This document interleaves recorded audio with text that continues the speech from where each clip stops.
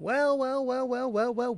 Hello, world. Hello, YouTube. Hello, Harry Potter and Wizarding World fans. Hello, people who have been waiting so many years for the things that are happening now. I mean, I know I'm excited. I know you're excited. So I'm going to go ahead and jump right into this here and get you in on some information about this game we've all been patiently waiting for. Step one, or rather, item one on my agenda. I'm going to talk about the global release times that you see here on the screen at the Portkey Games support, wbgames.com. So, there are two release periods. We're going to have the 72 hour, I swear I know how to speak. We're going to have the 72 hour early release day on February 7th. Today is the 5th that I'm live streaming this, so welcome to February 5th. And in 2 days, we'll be playing Harry Potter, or rather, Hogwarts Legacy. It's so weird to just not throw Harry Potter in front of things, isn't it? So we're going to be playing Hogwarts Legacy. And the release times for the early release are as such. If you're playing on console, not the older Legacy consoles, but if you're playing on the PS5, Xbox Series X/S, on February 7th, there will be rolling. So from the time zone over here to the time zone over here, there's going to be a rolling release for midnight local time in your time zones. On the map, it does say something about 9 p.m. Pacific time, Los Angeles. I don't know about that. I don't live in Los Angeles. I don't care if they're getting it early because I don't have a console. So I don't know what's going on there. I figure if it was a mistake, they would have corrected it by now. Maybe, I don't know. But everybody else on this map is showing midnight local time. So that's February 7th for consoles. And if you see, I've already highlighted this here. Globally, for PC players of Hogwarts Legacy, the 72-hour early access period. It's going to begin on February 7th, right? 10 a.m. Pacific time. 1 p.m. Eastern Standard Time. And it's global, singular launch time. One time, no rolling through time zones for the PC release for the 72-hour early access. Now, for the actual release day, for anybody who does not want to pre-order and want to order it after it's actually released, take everything we just said and move it to the 10th. So on the 10th, all of the midnight time zone releases, it still says 9 p.m. in Los Angeles. Don't ask me. I didn't make the map. Or make the game, or release the game, because I would not have made PC wait 13 hours. So, we hop down here. Same thing. PC, it's going to be 10 a.m. Pacific, 1 p.m. Eastern Standard. The midnight rolling time zones. So that is basically how it's going to happen. If you want to pre-order it right now, I believe it's still pre-orderable, you'll get the 72 hours early access. Now, we're going to move on from this because there's not much more to say about that other than PC players are going to have to wait an extra 13 hours to start their download from some of the first consoles. There are going to be some consoles who I believe are going to be after the PC time, but I'm not positive about that. There are 24 time zones, and that's a 13-hour difference, so that means there's got to be some time zones behind PC, right? Like, I'm just saying. So we're going to move on from that before I become a stick in the mud. Now, what do we want to go over first? Do we want to go over the bonus rewards you can get? Let's go ahead and do that. Say you want to pre-order the game this week, right now. Why would you do it? You haven't actually got to see people uninhibitably play the game. You haven't got to see everything about the game. Why would you want to pre-order? And what else could you do to get yourself free items from the pre-order? So if we go over here to the Hogwarts Legacy website, and we're looking at the different editions you can get on these pre-orders. If you pre-order now on the deluxe edition, you can get the base game, 72 hours early access to the game. So that's the big one, right? You're going to get the Onyx Hippogriff, the Felix Felicius Potion recipe if you're going to play on PlayStation 5. There's a Haunted Hogsmeade shop quest, again exclusive for PlayStation. But you also get the the Dark Arts Garrison hat, a Dark Arts pack, which has a Thestral mount, a Dark Arts cosmetic set, and a Dark Arts battle arena. So you get different things. You get a nice hat, robes, you get all this stuff, a Thestral mount. And if you were to pre-order without getting the Digital Deluxe Edition, it doesn't say 72 hours early access. So you can pre-order it if you don't want to spend the extra $10. You can get yourself an Onyx Hippogriff. You can also get the unique PlayStation items with it as well. So I'm not sure. Are those going to be available after the pre-launch? I don't know. But that's where it is with that. So you want to order these now, you can get these. The collector's edition, nowhere to be seen anymore. Good luck. Go to eBay. Do whatever you want with that. But I can't get it anywhere. So that's what you're going to get if you pre-order now. So I recommend the Digital Deluxe Edition. The Collector's Edition sounded fine and all when I was looking at it months ago, but at $300, it really wasn't worth the difference to me. You got some items for your collection that honestly to me weren't worth $300 even for a collector to acquire. So I highly recommend getting the Digital Deluxe Edition. It's going to give you a fair amount of in-game items for barely any more price. You're going to get the 72 hours early access. Remember, us PC players will be 13 hours behind the earliest of the console players. So, that's why I would get those. Now, what can you do if you've pre-ordered it, and like me, you are just going nuts waiting to play it? You, right now, at home, yes, you. And I see you there going like this. Me? Me? Really? Me? Yeah, you. So, you're bored, you're at home, you really want to get ready to play this game, right? Like, you really want to get in there. If you go over to wizardingworld.com/legacyconnect and you have a Wizarding World profile built up, and I'll go show you mine in a minute. Basically, you can tie it to your game account over there at Hogwarts Legacy. So you log in, you get sorted, you discover your wand, you link your accounts. You're going to get an exclusive wallpaper. Now, what does this wallpaper look like, you might ask? That's it, right there. That is the wallpaper that I got for connecting my accounts. Now, what else do you get for connecting your accounts? Let's find out. You get to bring your Wizarding World identity into the game, according to the Wizarding World website, by bringing your wand that you get selected on the Wizarding World website. You get to take that over to the game. I don't know if you still do some sort of wand selection process, but that's what's going to happen. You're going to be able to take the wand that you have been given at what used to be Pottermore, and now it's the Wizarding World, and you get to take the wand you already know over to the game. You get to enjoy exclusive in-game rewards. Now this one I like, right? You get to bring in not only a Fanatic, an exclusive house Fanatic school robe, and collect a Beaked Skull mask.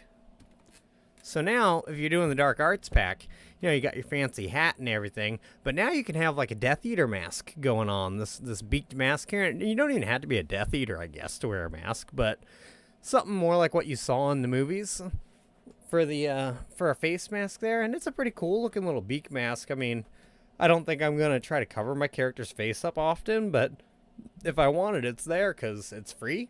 All I had to do was connect these accounts. That was it.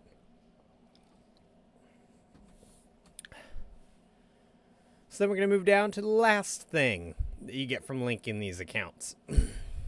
Well, there's still another thing about the Wizarding identity. You get to bring the house. So you can get sorted today. You can go over to the Wizarding World website, get sorted today, and you can find out your house if you don't already know one. And you get to do this whole little quiz. You can also do your Patronus over there. And you do all that. And then you get to make a little portrait of your character at the Wizarding World website. So, there is something fun about the portrait, right? Let's go over to my character at my Wizarding World profile. Now here is Raven Gertrude. She is going to be in Ravenclaw. She has a black swan for our Patronus. Now the Patronus does not transfer to the other game, right? or to the game. This really isn't a game here. And then she's got her wand, a unicorn 11 3/4 with fir wood. It's got a hard flexibility, unicorn hair. Pretty exciting. I know what wand I'm going to bring over. And you get to learn about your wand. So if you're really into role playing, you can have all the information you want about your wand and take it over there. But the greatest thing about this is if you really like your what used to be a Pottermore account and is now a Wizarding World account, you can alter this. Oh, I just downloaded it again. So you make this thing here, this portrait maker, right? I can change things about my character or the background, and you get all this fun stuff to do with it. But apparently for certain achievements and awards in the new game at Hogwarts Legacy, you're going to be able to earn new backgrounds and items for your game, from your game for this portrait. So you can make your Wizarding World portrait however you want. You can give them whatever items they want. You know, I'm a fan of just doing the Great Hall on that right now, but she got herself her head girl badge. She's got her little chocolate frog. She's got her owl. So this is going to be my first character, and I've already got her planned out. I have a second character planned out. I'm not going to log back into her right now. It's just too much, but she's a Slytherin. She also got a unicorn hair wand. I'm a little sad about that. Oh, my nose itches, everybody. Please forgive me. Oh, I can't ignore itches. So, if you do all this, you get to have this unique character portrait on your Wizarding World connected to your... I'm tongue-tied. Connected to your Hogwarts Legacy. I keep wanting to say Harry Potter every time I say Hogwarts Legacy. So your game is going to work both ways. You're going to be able to take things over to the game because of your Wizarding World account. And you're going to be able to affect your Wizarding World portrait by the things that you do in the Hogwarts Legacy game. So enjoy that. It's a little free stuff. You get your House Fanatic robes. And you get all this cool stuff. The mask. You get to bring over your wand and your house before you even start playing. I think it's great. So then we're going to hop over here. And we're going to go ahead and watch real quick the new released trailer. And I'm just going to see if I realize anything different about it. I find this interesting, right? So you're joining as a 5th year. And that's an interesting premise. Because you'd think you would have been found before, or he, she, whatever your character is going to be. Because they're just showing this main character through all of these videos. But you'd think somebody would have found him before. The music is exciting, right? Now, this is what I'm excited about with this game. I finally get to see details of Hogwarts from these sides that really didn't get the attention from the cameras that they needed in the aerials of the movies. And I'm really excited about being able to see this because I've been doing a mock-up of a Hogwarts for a while, and I just get so stumped with my own creativity because I really don't have all these visual aids of this castle. So, and things change between the movies, and between the movies and the books, things are different. So it's just beautiful to be able to see all of this from every angle. I can't wait to run through it in person. Can't believe I'm here. Professor Weasley has asked that your professors give you instruction outside of the... Oh, what did I just do? Yeah. Let's get back to where I was. I was just trying to push the pause button there. Can't believe I give you instruction. So I believe this is the Weasley ancestor we keep hearing about. I have not memorized the face of all these professors. It's something I'm going to do when I'm playing the game. All I cared about up till this point was the news, the information, and what else is going on. So I believe this is a Weasley ancestor. Outside of the ordinary curriculum. I am just not pushing that button right. Ordinary curriculum. So I believe this is... I want to say that's the Beastmaster teacher. She is missing an arm. So, you know, Dumbledore made that reference to the Beast teacher leaving because they wanted to spend more time with their remaining limbs. So let's just assume that's a regular thing that happens to the people in that position because Here's somebody without. I guess the other person I would expect to not have a limb would be the Defense Against the Dark Arts teacher, or the darned what's the other one? Defense Against the Dark Arts,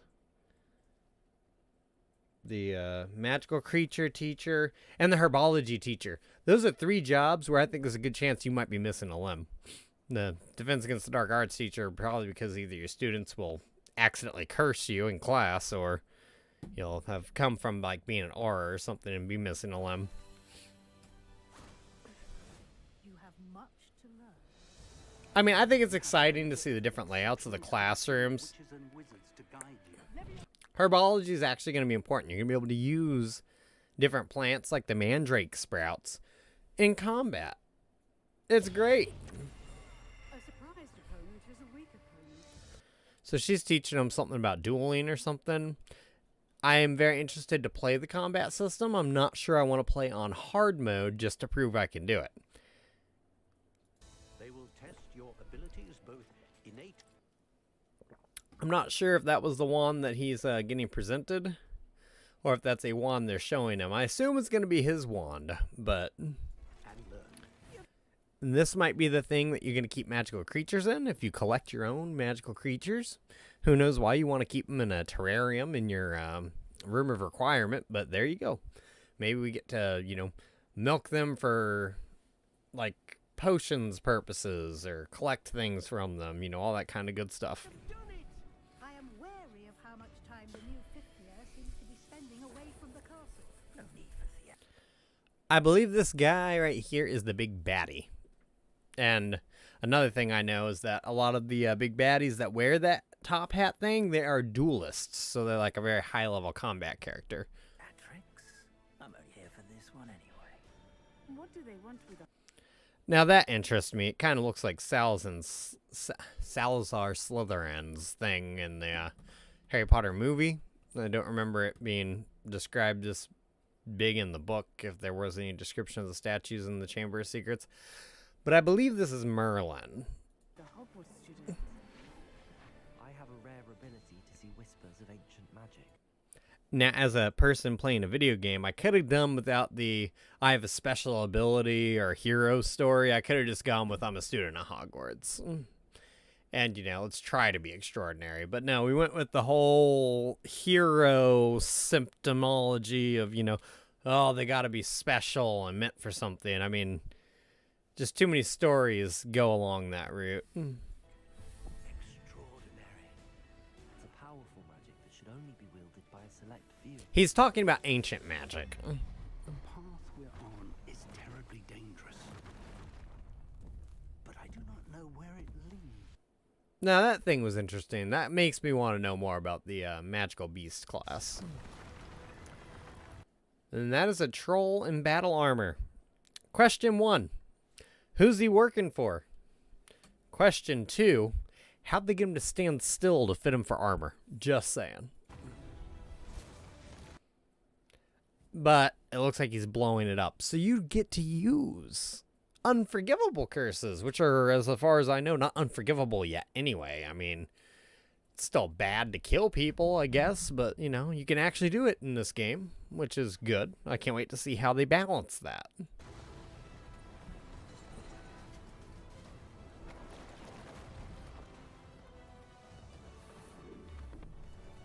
If you all have any specific questions, go ahead and put them down in the chat, or if you're watching this in the video on demand, put them down in the comments below. We'll go over them.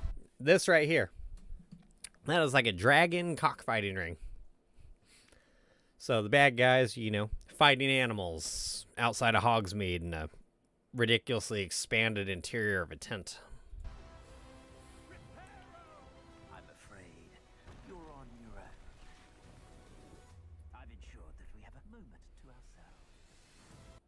Imagine that. He can clear an entire hamlet, village, whatever they want to call it, of anybody walking out of their houses. That's pretty bad for this kid.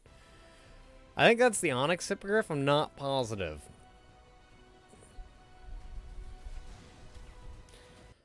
So during the combat, the different colored shields are actually going to have different meanings for how you can break the shields when the other characters have shields on.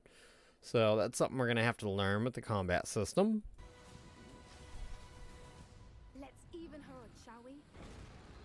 Yeah, they are saving that dragon. We've seen in numerous different playthroughs of the early access playthrough and the different trailers. So, pretty cool. I'm looking forward to it. Live the Unwritten. It's great to just expand the universe for a story instead of playing like another PlayStation game or something where we're just doing what Harry, Ron, and Hermione did in the games. So, now, this is the most recent thing to be brought to my attention, is that there are going to be talents in this game. So, I'm here at the Epic Gaming Hogwarts Legacy Guides and Talents page. And this is the first day I've ever been on their website. Apparently they do Elden Ring, Cyberpunk 2077, and now they're doing Hogwarts Legacy information. So we're over here to look at their talent guide on how I keep trying to call it Harry Potter, on how the Hogwarts Legacy talents are going to work.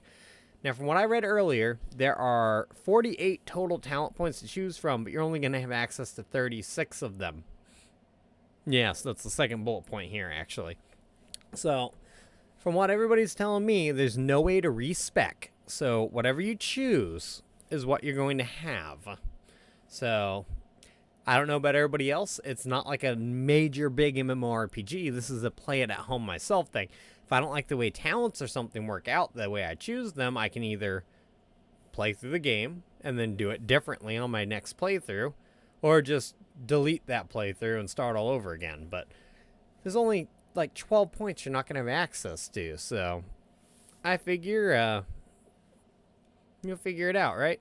But we're going to go ahead through these talents. So there are 3 talent trees, I believe, right? Where does it say it? So one is stealth. Another is room of requirement, because that's going to be like your, if you played World of Warcraft, it's going to be like your garrison, That's probably what it's going to be like. And then there's the core abilities. Now, personally, wait. Core, spells, dark arts. Oh, I guess there are sub-trees under core. I'm not positive. I would love a little, what's the word I'm looking for? I would love a talent tree. That would be much easier for me to visually understand. But we're going to talk about some of the talents real quick, just to go over what kind of talents you're going to be able to pick from, so you know what you're going to be getting into here in a couple days, or 5 days or so if you're not going to get the pre-order. So in the stealth talent tree, you're going to have 4 available talents, and at level 5, well, hang on. Learning the disillusionment charm will allow your character to move stealthily, avoiding detection, sneaking up on enemies. Talents in this tree improve your ability to sneak up on enemies. So it's like I was thinking when I started reading this. They're talking about learning the disillusionment charm. I don't think it's really an optional thing to do. You're going to have to be able to make yourself kind of invisible for a lot of this, even though it's not primarily a stealth game. All right, so at level 5, you're going to have access to Sense of Secrecy 1. Enemy's ability to detect you is reduced. And Human Demiguise. It's going to allow you to sprint while using disillusionment. So you're going to be quiet and fast. Yeah, fast, quiet, stealthy. It's going to be great. And then level 16, you'll get access to Sense of Secrecy 2, which is going to further reduce your enemy's ability to sense you. At level 22, you get an ad for AMC Theaters. Now, you get a Petrificus Totalis Mastery. You will now emanate an area of effect, so you can incapacitate multiple NPCs at one time. Imagine instead of just putting Neville down, you can put Neville and 5 people down with the same spell. Sounds great to me. Room of Requirement. There will be 8 available talent points. The Room of Requirement is where you'll grow plants, brew potions, and upgrade your gear. So it's kind of like a garrison, you're going to have armor and NPCs and stuff that you can do inside of there. So level 5, they're saying that you're going to get access to the Edurus Potion Potency. Edurus Potion makes you invulnerable and deflects projectile attacks back to enemies. Sounds great to me. Fertilizer for Chinese chomping cabbage. Thrown. I assume that's a type of cabbage that you throw at people.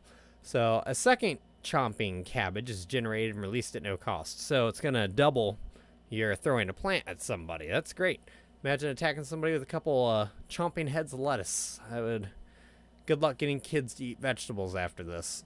And then invisibility potion potency. The invisibility potion's undetectable effects last for a longer period of time. Those were all at level 5. You'll have access to them. At level 16, you'll have access to headache. The damage and duration of an incapacitating effect of mandrakes are increased. I'm going to love carrying around a mandrake just to hold it out at people. That's going to be fantastic. What do you all think of mandrakes? Put it down in the comments or the chat below. Would you risk carrying around a mandrake and knocking yourself out? You know, it'd be a baby mandrake, so you'd only knock yourself out. But would you risk carrying that around just for the fact that it might be convenient? And then the Maxima Potion Potency. There's a Maxima Potion, and it can cause attacks to have additional increased damage and break enemy shields. So that's just a basic potion that's going to increase different spell effects. And then at level 22, you're going to have access to the Thunder Brew Potency. The range and damage of the potion effect are greatly increased. Alright. Noxious Venomous Tentacula. Attacks deal additional damage and break shields. I look forward to the idea of combat with plants. It just sounds fantastic to me. It's very Harry Pottery. Focus Potion Potency. The duration of the Focus Potion's effect will be extended when any spell from the spell set is cast during its use. So then under Core, you have 16 available talents.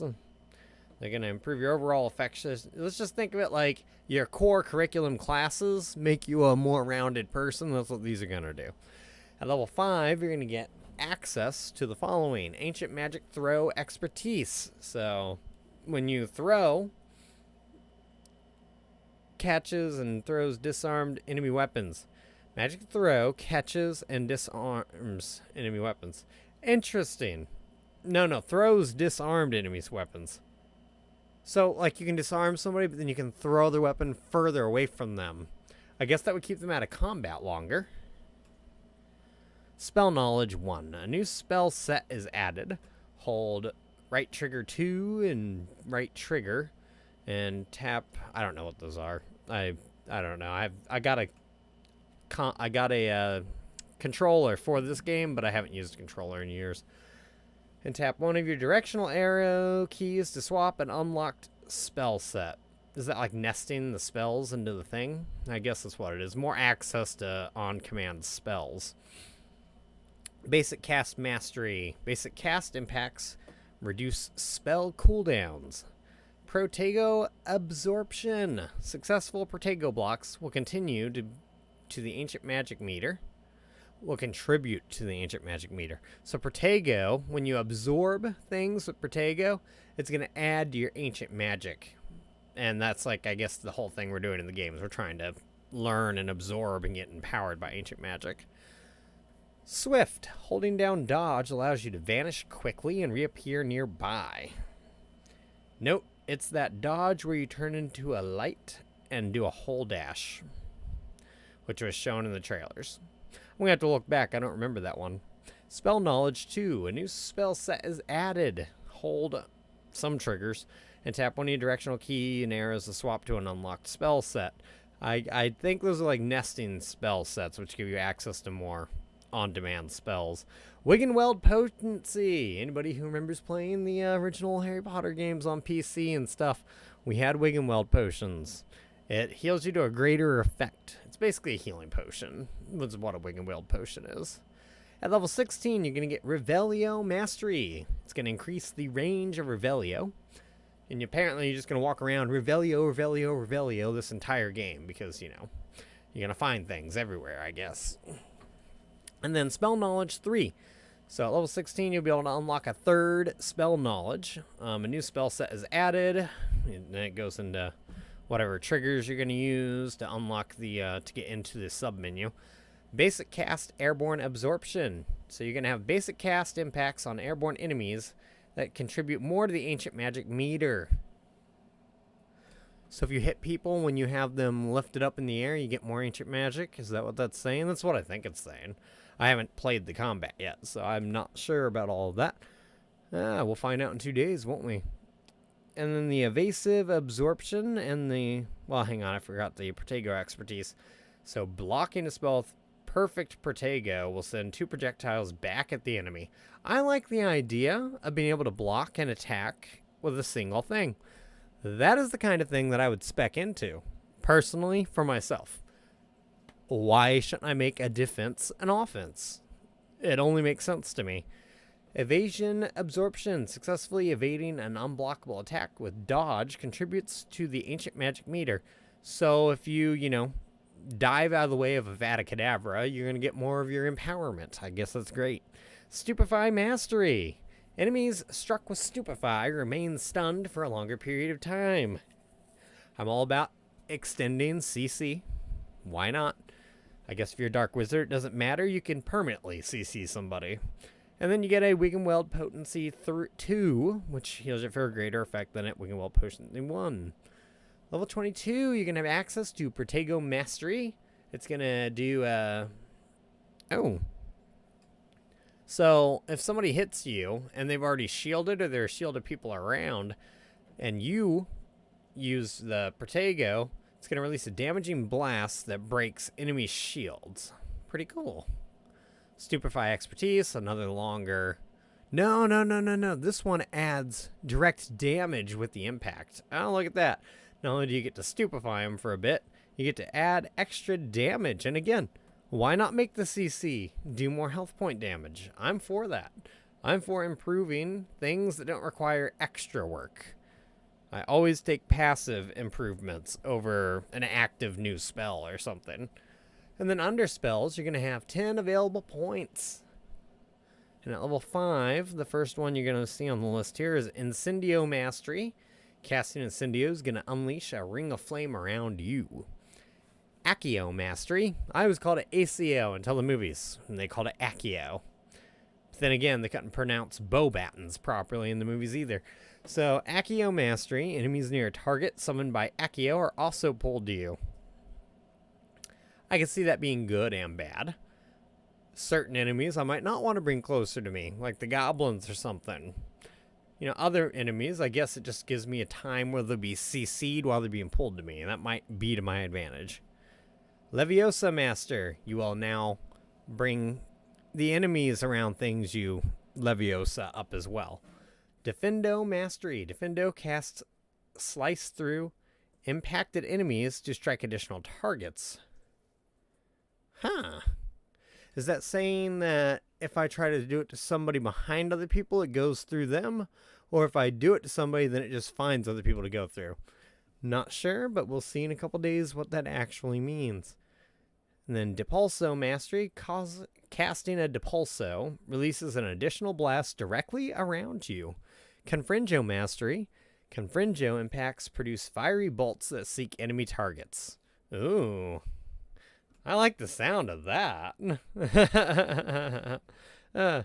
They're literally like little heat-seeking fireballs.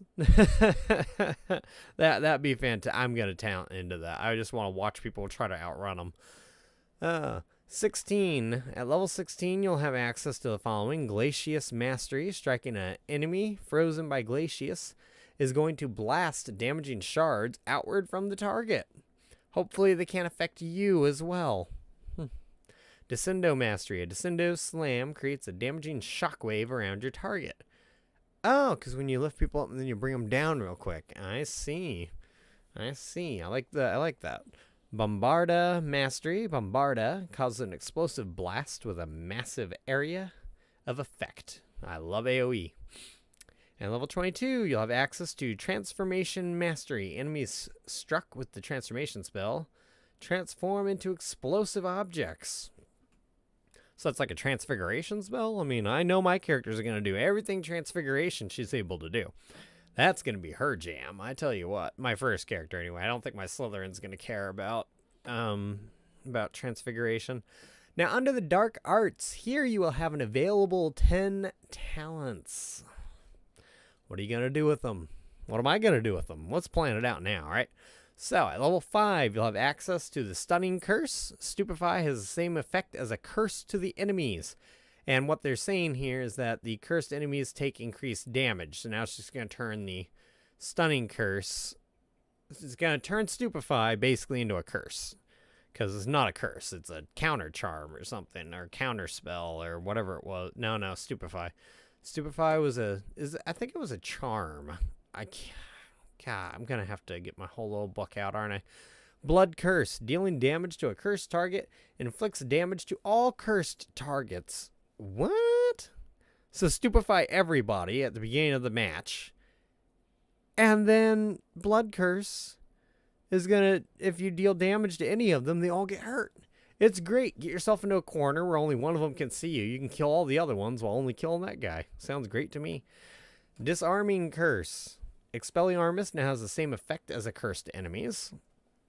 And Knockback Curse. Flipendo has the same effect as a curse to the enemies. So at level 5, it seems that all the introductory talent points that you can pick from are just going to take your bread and butter spells and add a curse effect to them. So by the time I get to it, if I'm using these spells a lot, I guess I'm going to probably pick the one that I'm using the most to increase.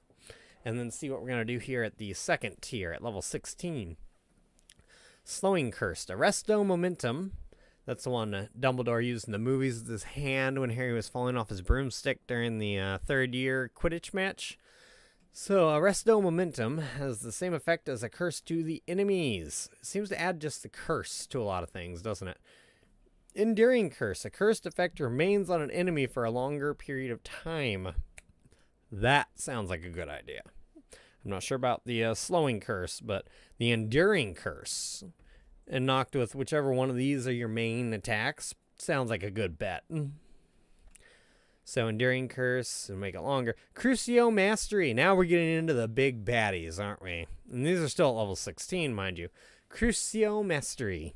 Striking an enemy cursed by Crucio releases a projectile that curses an enemy nearby.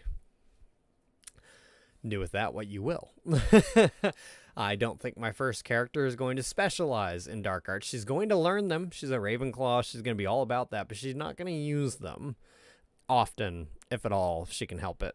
Maybe she'll be better than Harry. And then the Imperio Mastery. An enemy under your control with Imperio curses other targets with each successful strike. Ooh. So I guess every time he hits one of your enemies when you've Imperioed them, it's going to basically spread the plague of, the Imperious Curse to other NPCs. That one almost sounds like a way to go right there. Turn them all into your little minions. I mean, if you're going to do any spells, any talents in the dark arts, I think that Imperial Mastery is a good way to go. It's basically a fancy CC. I like it. Avada Kedavra at level 22. Avada Kedavra Mastery. Killing an enemy with Avada Kedavra kills all cursed. And this sounds so overpowered. Just because the other enemies have a curse on them, with a single spell, I can blow them all up. Is that going to eat into your ancient magic meter? Is that how this works? God, I can't wait to start playing this game and find out. All right, and then Curse Sapper. Defeating a cursed enemy restores some of your health. Apparently, it's going to behoove you to add curses to all of the enemies. I don't see why you wouldn't if you spent points into any of this. All right, so that was the updates I have this week on the upcoming Hogwarts Legacy. You'll be able to find me streaming that maybe over here on YouTube and over at Twitch. Feel free to check it out this Tuesday. I'll probably be playing some Harry Potter Lego years 1 through 4 today on Twitch. Probably before 6 p.m. It's already 4 already. So I hope you all got some good information about Hogwarts Legacy from me today. If you're watching this in the VOD, please put down in the comment below what you're excited about this game. I'm excited to finally be able to wander through an open world castle instead of the, instanced versions of all the video games that I've played before where, the part of the castle you were in was the only thing that was currently existing. Although from my understanding, walking up to doors are loading screens. So there is that. They're going to be loading screens. If you've played Lord of the Rings Online, you'll know I don't like that idea. of using doors as instances. But y'all have a great day. I appreciate you coming out here and learning about Hogwarts Legacy with me. You all take care, and I will see you soon.